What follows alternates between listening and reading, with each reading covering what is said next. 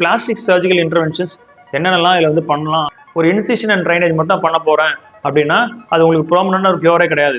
அங்கே வந்து அந்த பகுதியில் மேலும் மேலும் ஸ்காரிங், அந்த தழும்பை வந்து அதிகப்படுத்த தான் கூடுமே தவிர அது உங்களுக்கு க்யூர் பண்ணுற மாதிரி இருக்காது.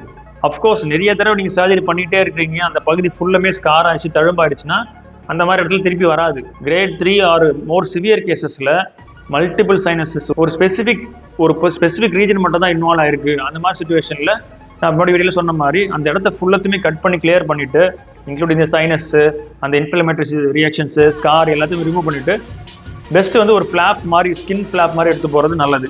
அது முடியல, ரொம்ப பெரிய லார்ஜ் ஏரியா, அதில் ஃப்ளாப்லாம் போட முடியாதுன்னா அட்லீஸ்ட் ஒரு ஸ்கின் கிராஃப்டாச்சும் போடுற மாதிரி இருக்கும். அப்போ இந்த ஸ்கின் கிராஃப்டோ இல்லை ஃப்ளாப்போ போட்டால் என்ன பிரச்சனை வரலான்றது நம்ம இப்பயே புரிஞ்சுக்கணும்.